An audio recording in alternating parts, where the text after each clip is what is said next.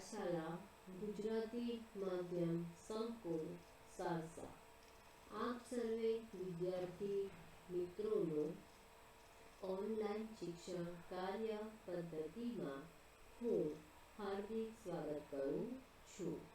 હું ઉન્નતિ પી પટેલ, ધોરણ 3, વિષય ગણિત, યુનિટ નંબર 5 આકાર અને ભાગ એ આપણો ટોપિક કવર છે. બરાબર. તો વિદ્યાર્થી મિત્રો, આજે આપણે જોઈશું સ્ટાન્ડર્ડ 3માં યુનિટ નંબર 5 આકાર અને ભાગ ગણિત વિષયમાં શીખીશું. તો વિદ્યાર્થી મિત્રો, આકાર વિશે અને ભાગ વિશે આપણે ધોરણ 2માં પણ શીખી ગયા છીએ. બરાબર. જુદા જુદા આકારો જેવા કે ચોરસ છે, લંબચોરસ છે, ત્રિકોણ છે, ષટ્કોણ છે, લંબઘન છે. બરાબર. તો આવી રીતે ભાગ એટલે કે ડિઝાઇન એટલે કે આકારનો યુઝ કરીને, આકારનો ઉપયોગ કરીને તમે અલગ અલગ ભાગની અલગ અલગ ડિઝાઇન પૂરી શકો છો. બરાબર. એ પણ આપણે બીજા ધોરણમાં શીખી ગયા છે. ડિઝાઇનમાં તમે અત્યારે તમારી દિવાળીનું વેકેશન છે. બરાબર. તમે દિવાળીના તહેવારમાં તમે ભાત દ્વારા, આકાર દ્વારા રંગોળીનું પણ સુશોભન કરી શકો છો. તે રીતે આપણે આકારો શીખી શકીએ. હવે છે અહીંયા ક્લેપર બનાવો. તો જો એક ચોરસ કાગળ લીધો છે, વચ્ચેથી એને બે ભાગ કરે છે. બરાબર. પહેલામાં બીજામાં શું કર્યું છે, એક ચોરસ કાગળને વાળ્યો છે. બરાબર. એક સ્ટેપ આખું વાળીને એને લંબચોરસ બનાવ્યો છે. ક્યાં સુધી? જ્યાં ડોટેડ દેખાય છે ત્યાં સુધી. ત્રીજા ચિત્રમાં જુઓ, એક ભાગ આ જે વાળ્યો છે એવી જ રીતે એના પછીનો પણ ભાગ એક વાળ્યો છે. બરાબર. એટલે બે ભાગ વાળ્યા છે ડોટેડ લાઈન સુધી. ચોથામાં જે આ બે ભાગ છે એ બંને ભાગને એને શું કર્યું છે, બે ભાગમાં વહેંચ્યું છે. બરાબર. બે ભાગમાં વહેંચીને કેવી રીતે કરી શકાય? તો જો આ જે બે લાઈન છે એ પ્રમાણે એને વાળીને કરી શકાય. બરાબર. પાંચમા ચિત્રમાં જુઓ, એટલે આ રીતે અલગ અલગ રીતે ચિત્ર બનાવી શકાય. હવે જો વિદ્યાર્થી મિત્રો, આકારો સાથે ગમન નીચેની સૂચનાઓનું પાલન કરીને વિદૂષક રંગલામાં રંગ પૂરી એટલે કે ત્રિકોણ, તમને જ્યાં જ્યાં ત્રિકોણ દેખાય છે, આ 1, 2, આ 3, બરાબર, 3, પછી આ 4, આ 5 ને આ 6, જ્યાં ત્રિકોણ દેખાય છે ત્યાં તમારે લાલ રંગ પૂરવાનો છે. જ્યાં ચોરસ દેખાય છે ત્યાં યલો રંગ પૂરવાનો છે. જ્યાં વર્તુળ એટલે કે ગોળ દેખાય છે ત્યાં લીલો રંગ પૂરવાનો છે. અને જ્યાં લંબચોરસ દેખાય છે ત્યાં વાદળી કલરનો રંગ પૂરવાનો છે. બરાબર. એ તમારી જાતે કરવાનું. બરાબર વિદ્યાર્થી મિત્રો, તો તમને ખબર પડી જાય કે તમે ત્રીજા ધોરણમાં આવી ભણો છો. બરાબર. ત્યાર પછી જોઈએ કે નીચેની આકૃતિઓમાં કેટલા ત્રિકોણ છે. નીચેની આકૃતિમાં કેટલા ત્રિકોણ છે? તો આપણે આજે છે 3 આકૃતિ છે. કઈ આકૃતિ છે? 1, 2 અને 3. તો આ જે ચિત્ર છે એમાં કેટલા ત્રિકોણ હશે તમે કોણ કહી શકશો? ચાલો ગણો તો. પછી આ બીજામાં કેટલા ત્રિકોણ છે અને ત્રીજામાં કેટલા ત્રિકોણ છે? બરાબર. તો ગણ્યું બધાએ? ઓકે, સરસ. તો પહેલા ચિત્રમાં 8, બીજા ચિત્રમાં પણ 8 અને ત્રીજા ચિત્રમાં 9. અહીંયા 8 લખો વિદ્યાર્થી મિત્રો, અહીંયા પણ 8 લખો અને અહીંયા 3 લખો. બરાબર. હવે જો નીચે આપેલ આકૃતિમાં સૌથી લાંબો ચોરસ શોધો. તો કઈ આકૃતિમાં સૌથી લાંબો લંબચોરસ? જો પહેલામાં આટલો થાય, બીજામાં કેટલો થશે, ત્રીજામાં, ચોથામાં. તો આ ચિત્રમાં સૌથી લાંબો લંબચોરસ છે. તો આ ચિત્રની અંદર વિદ્યાર્થી મિત્રો, આ ચિત્રમાં તમે સાચાની નિશાની કરી દો. બરાબર. કરી. હવે આગળ જોઈએ કે દર અને ખૂણા. તો જો મીતા અને તેના 5 મિત્રો રમત રમતા હતા. ટીંકુની આંખે પાટો બાંધ્યો હતો અને તેણે પોતાની ઈચ્છા થાય ત્યાં સુધી તાળી પાડવાની હતી. જ્યારે બાકીના ટેબલની આજુબાજુ ભમતા હશો તો એક ક્ષણે ટીંકુએ તાળી પાડવાનું બંધ કર્યું. 5 મિત્રો રમત રમતા હતા, આંખે પાટા બાંધ્યા હતા. બરાબર. પોતાની ઈચ્છા થાય ત્યાં સુધી આપણે તાળી પાડવાની ને બાકીના ટેબલની આજુબાજુ ભમતા હશે એટલે આજુબાજુ ચાલવાનું. તો ટીંકુએ તાળી પાડવાનું બંધ કર્યું તો દરેક જણા જ્યાં હતા ત્યાં ઊભા રહ્યા. જે બાળક ખૂણા પાસે ન હોય તે આઉટ થયો કહેવાય. જે બાળક ખૂણા પાસે ન ઊભો હોય તે બાળક આઉટ. બરાબર. તેના પછી તેને આંખે પાટો બાંધવાનો. તો જો હવે ઉપરના ચિત્રમાં જોઈને તમે કહી શકશો કે કોણ આઉટ છે? ગુડ્ડુ ક્યાં ઊભું છે, બરાબર. કોણ આઉટ થયું હશે? ગુડ્ડુ ક્યાં ઊભું હશે? તો ગુડ્ડુ ક્યાં છે? તો ગુડ્ડુ વચ્ચે છે, બરાબર. આ રમત ગોળ ટેબલની આજુબાજુ રમી શકાય. શા માટે? તો ગોળ ટેબલની આજુબાજુ ના રમી શકાય. આ રમતમાં ચોરસ, લંબચોરસ ટેબલ જોઈએ. આપણી આજુબાજુની ઘણી વસ્તુઓને સીધી ધાર હોય છે. દાખલા તરીકે ધાર, ચોપડી છે, પછી ખુરશી છે, પતંગ છે, આ બધાને કેવી ધાર હોય છે વિદ્યાર્થી મિત્રો? આ બધાને સીધી ધાર હોય. કેવી ધાર હોય? સીધી, બરાબર. એ આપણે જોવામાં ધાર અને ચોપડી છે તેની સીધી હોય, આ ધાર અને સીધી હોય, આ ધાર, બરાબર. ત્રિકોણની આ ધાર ને આ ધાર કેવી છે? સીધી છે, બરાબર. હવે જો કેટલીક વસ્તુ વક્રદાર હોય, એટલે પૈડું તો તમને ખબર છે કે પૈડામાં વક્રદાર હોય. તમારી આજુબાજુ જો સીધી અને વક્રદાર વસ્તુઓ જુદી પાડો. સીધી ધારવાળી વસ્તુઓને ખૂણા હોય છે, વક્રધારવાળી વસ્તુઓને ખૂણા હોય છે. પણ જેની સીધી ધાર અને વક્રધાર બંને હોય છે તે વસ્તુ શોધવામાં આપણે પ્રયત્ન કરવાનો. તો જો એક ચોરસ કાગળનો લંબચોરસનો ટુકડો લીધો, તેના ખૂણા ગણો. એના ખૂણા ગણો 1, 2, 3 ને 4. હવે એક ખૂણાને વાળો, તો અહીંયા આપણે વાળ્યો. હવે તેના કેટલા ખૂણા રહ્યા? તો 1, 2 ને 3.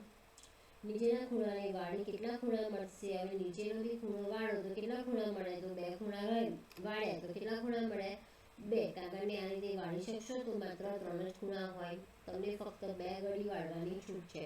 તમે વાળી શકો કે જેને 3 જ ખૂણા હોય. તો આ ચોરસ કાગળ લઈને પણ આવી રીતે તમારે આકૃતિ કરવાની, બરાબર વિદ્યાર્થી મિત્રો. હવે જો નીચેનો કોઠો જુઓ, વસ્તુને કોઠો છે તે મુજબ કરવાનું છે, બરાબર. એની પ્રમાણે આપણે કાર્ય કરીશું. તો જો નીચેનો કોઠો જુઓ કે જે વસ્તુના ખૂણા છે તે વસ્તુની સામે સાચું કરો. વળી તેમાંની દરેક વસ્તુની ધાર અને ખૂણા ગણો. વસ્તુના નામ, તેને ખૂણા છે તે, ધારની સંખ્યા, ખૂણાની સંખ્યા. વસ્તુનું નામ: પાસો, બોલ, રબર, ઈંડું અને કાગળનો ટુકડો. તેને ખૂણા છે તો પાસો, તો હા ખૂણા છે, બરાબર. હવે તેની ધારની સંખ્યામાં શું આવશે વિદ્યાર્થી મિત્રો? 500. તો 500 ને કેટલી ધારની સંખ્યા હોય? તો એમાં 12 આવશે. અને ખૂણાની સંખ્યામાં 8 ખૂણા છે એટલે 8 આવશે. તો વિદ્યાર્થી મિત્રો તમારે બધાએ અહીંયા 12 લખવાના છે. લખો ચાલો બધા ફટાફટ. ત્યાર પછી બોલ અને દડો છે તો એની ખૂણા છે તો ના, અહીંયા આવશે ડેશ, અહીંયા પણ આવશે ડેશ, બરાબર કર્યું. ત્યાર પછી રબરમાં તો હા કેટલા ખૂણા છે? તો રબરમાં આવશે ધારની સંખ્યા તો 12 અને ખૂણાની સંખ્યામાં લખો 8.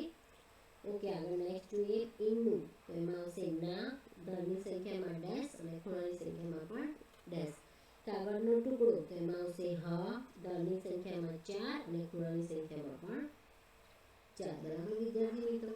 હવે પછી જુઓ કે નીચેની આકૃતિમાં જેમને ખૂણા છે તેમાં સાચું કરો અને આ આકૃતિમાં વક્રરેખાઓ છે.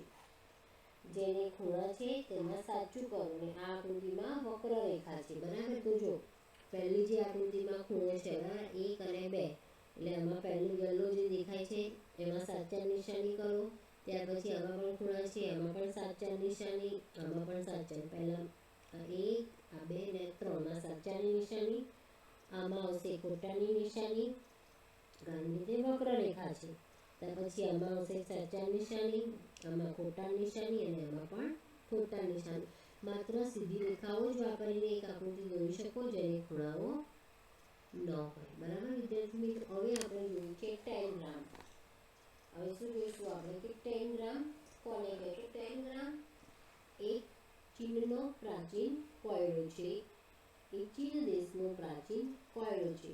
ટેનગ્રામના ટુકડાઓથી આપણે પ્રાણીઓના, માણસોના અને વસ્તુના ધારના આકારો બનાવી શકીએ. પુસ્તકના પાછળના ભાગે આ આકૃતિ બતાવ્યા પ્રમાણે તમને એક ચોરસ મળશે. કાળજીપૂર્વક ટુકડાઓ કાપો અને 5 ટુકડાનો સમૂહ ને 5 ટુકડાવાળું ટેનગ્રામ કહેવાય છે, બરાબર. આ આકૃતિમાં તમને આપેલા છે 5 નંબર, બરાબર. આ બધા નંબરને કાપવાના, એટલે જે તમે કાપશો અને પછી જેને જોઈન્ટ કરીને એક સમૂહ બનાવશો એને શું કહેવાય? 5 ટુકડાવાળો ટેનગ્રામ. હવે જો આકૃતિ બનાવવા માટે આ 5 ટુકડાનો ઉપયોગ કરો. કોઈ પણ આકૃતિ બનાવવા માટે અલગ અલગ ટુકડા છે તો આ 5 ટુકડાનો ઉપયોગ કરીને પણ આપણે આકૃતિ બનાવી શકીએ, બરાબર. તમારા સમૂહમાં કેટલા ત્રિકોણ છે તેના બધા જ એક જ માપના છે, શોધી કાઢો અને તેના આકારો મેળવવા માટે ટેનગ્રામના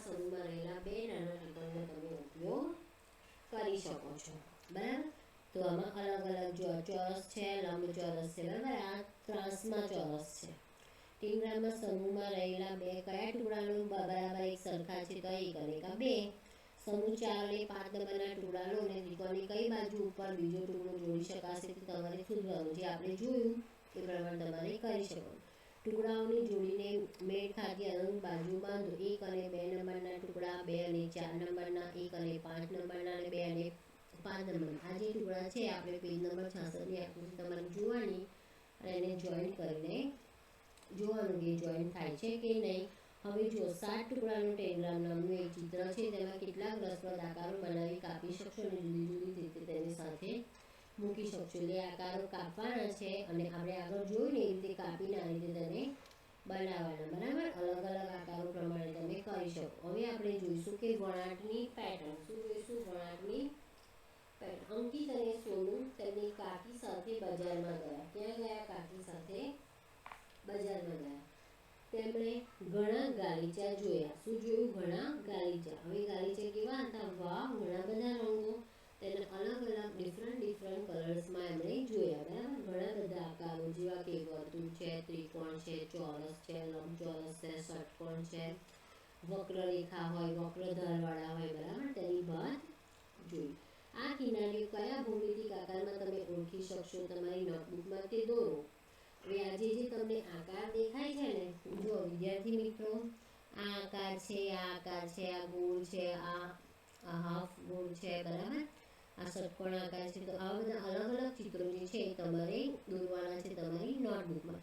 આકારો શેના બનેલા છે, વક્રરેખા કેટલી છે, સીધી રેખા કેટલી છે, એ બધું જ તમારે નોંધવાનું છે. તમારા કપડાં, તમારા માતાની સાડી, શાલ, ગાલીચા, સાદડી તરફ જુઓ અને ભાત ઓળખીને નોટબુકમાં દોરો. હવે આ ભોયતળિયાની ડિઝાઇન, તમે ભોયતળિયું તો તમે જોયું હશે કે ભોયતળિયામાં આપણે કેવી રીતે આપણે ડિઝાઇન આપણે ડ્રો કરી શકીએ, બરાબર. તો એ પ્રમાણે ભોયતળિયાની ડિઝાઇન પણ અહીંયા ડ્રો કરેલી છે, બરાબર. વિદ્યાર્થી મિત્રો, જો આ રીતે બનાવવામાં આવે છે. તમે જાણો છો કે સમગ્ર ભોયતળિયા પર કોઈ પણ જાતની ખાલી જગ્યા સિવાય એકબીજામાં બરાબર બંધ બેસતી લાદી પાથરીને બનાવવામાં આવે છે. દાખલા તરીકે લાદીઓનો આકાર જુઓ અને તેઓ કેવી રીતે બંધ બેસતી થાય છે તે જુઓ. અલગ અલગ, બરાબર. એક આડી હોય, એક ઊભી હોય, એ પ્રમાણે જોઈન્ટ કરવાની. પછી આ 6 લાદીવાળી તરફ જુઓ. લાદીઓમાં સંપૂર્ણ ભોયતળિયા કેવી રીતે ઢાંકી શકાશે તે જુઓ. હવે આગળ આપણે આ ડિઝાઇન જોઈને એવી રીતે તમારે આ ડિઝાઇન તમારે ડ્રો કરવાની છે, બરાબર વિદ્યાર્થી મિત્રો. હવે આગળ જો લાદીઓની ભોયતળિયા પર ભાત પાથરો અને તેની સાથે બંધ બેસતું હોય તેના પર દોરો. હવે જો આ 1 છે, આ 2 છે, આ 3 છે અને આ 4 છે. 4 આકાર છે, બરાબર.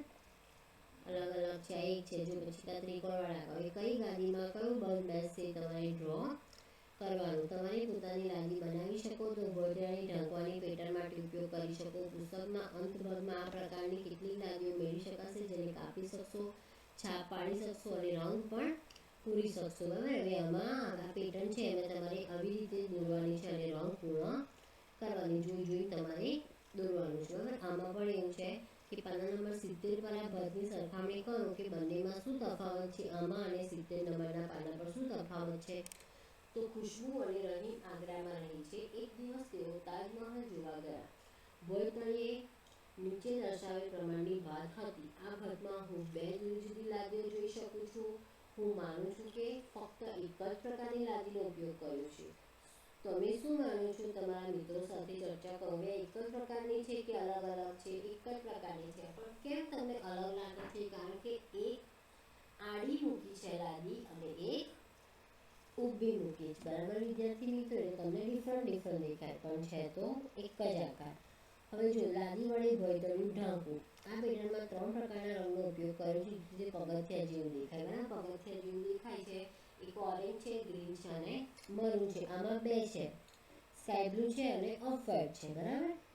એવી રીતે આ પેટર્ન બનાવવા તમારે બધા રંગનું આમાં જે મિશ્રણ કર્યું છે એવી રીતે તમારે મિશ્રણ કરી શકાય. એક કલર આમાં પૂરાય, એક આમાં પૂરાય, આમાં પૂરાય, બરાબર. એ રીતે તમે જોઈ શકો છો. હવે જુઓ ખજાનાની શોધખોળ. શું છે? ખજાનાની શોધખોળ, બરાબર. હવે શોધખોળ તેને કેવી રીતે કરી છે એ આપણે જોઈએ. ફ્રેન્ક અને ઝુહીની મમ્મીએ તેના બંને માટે આશ્ચર્યજનક ભેટ સંતાડેલી છે.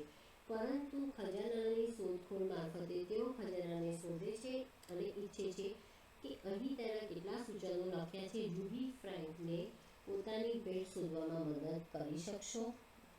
તો અહીંયા 14 વસ્તુ લખ્યું છે બરાબર, અને આ છે તેનું ચિત્ર છે. શું છે? ચિત્ર છે બરાબર. તો જો સૌથી ઊંચા ઝાડની શરૂઆત કરો, પછી ચાલવાના રસ્તા પર સીધા જાઓ. ઊંચા ઝાડથી તમે જુઓ, ચાલવાના રસ્તા પર કેવું જવાનું? સીધું જવાનું. છઠ્ઠી લાદીથી ડાબી બાજુ વળો બરાબર. છઠ્ઠી લાદી એટલે કે છઠ્ઠી જે ઈંટ છે ત્યાંથી આપણે ડાબી બાજુ વળવાનું. થોડા ડગલા ચાલ્યા પછી જમણી બાજુ એક તમને છોડ મળશે. એ છોડની સૌથી વધુ નજીક રમતા બાળકના પહેરવેશને રંગો. સૌથી નજીક રહેતા જે બાળક હોય એના પહેરવેશને રંગવાનો. છોડથી ફરી ચાલવાનું શરૂ કરો. ચોથી લાદીએ ફરી ડાબી બાજુ વળો. રસ્તામાં ચોથી લાદીનો ખૂણો તૂટેલો મળશે. જમીન પર પડેલા બેટ અને એક બોલ તમે જોશો તો તેને ઉંચકશો નહીં, માત્ર તેના પર વર્તુળ દોરો. આગળ વધો, જમણી બાજુ વળો. તમને આંબાનું ઝાડ મળશે. ઝાડ પર થતી કેરીઓ જોઈ શકશો. ઝાડ પરની 11 કેરીઓ રંગો. વળી આંબાના ઝાડની નજીક કેટલું ઘાસ દોરો અને ફરીથી રસ્તા પર ચાલવાનું શરૂ કરો. જ્યારે તમે સીધા જશો ત્યારે તમને એક ઘર મળશે બરાબર, અને ઘરની પાછળ એક થેલી ખોલો અને તેમાં થોડી મીઠાઈ મળશે. તો માતાએ બેગમાં શું રાખ્યું છે તમે કહી શકશો? તો ઘરની પાછળ એક થેલી છે. થેલીમાં તમને શું મળશે? મીઠાઈ. એટલે તમે શું જાણી શકશો? મીઠાઈ બરાબર. હવે આપણે જે સૂચનો વાંચ્યા એ પ્રમાણનું આ ચિત્ર છે. હવે આ ઝાડની પાછળ દરવાજો છે, 2 વિન્ડો છે અને આ થેલી છે. થેલીમાં શું હતું? તો મીઠાઈ હતી બરાબર વિદ્યાર્થી મિત્રો. અને તમને ખબર પડી ગઈ હશે કે શું હતું બરાબર વિદ્યાર્થી મિત્રો. તો વિદ્યાર્થી મિત્રો આજે આપણે યુનિટ નંબર 5 જોયું, આકાર અને ભાગની ડિઝાઇન બરાબર. તમને ખબર પડી કે અલગ અલગ આકારને કેવી રીતે આપણે અલગ અલગ રીતે આકર્ષક રીતે ડિઝાઇન કરી શકાય, રંગોળી પૂરી શકાય, કલર પૂરી શકાય બરાબર. આકારો થોડા ડ્રો કરેલા હોય, બીજા આપણે ડ્રો કરવાના હોય તો પણ તમે જોઈને ડ્રો કરી શકો કે આકાર કેવી રીતે ડ્રો કરી શકાશે બરાબર વિદ્યાર્થી મિત્રો. તો આમાં જે તમને લાગે જે આકારો દોરવાના છે બધા ચોપડીમાં દોરવાના છે, કલર પૂરવાના છે અને સ્વાધ્યાયપોથીમાં પણ તમારું લેખન કાર્ય પૂર્ણ કરવાનું છે. આપણે જ્યારે પણ સ્કૂલમાં મળીશું ત્યારે તમારી નોટબુક, બુક અને સ્વાધ્યાયપોથી ચેક કરવામાં આવશે બરાબર વિદ્યાર્થી મિત્રો. અસ્તુ સત્યવસાહી.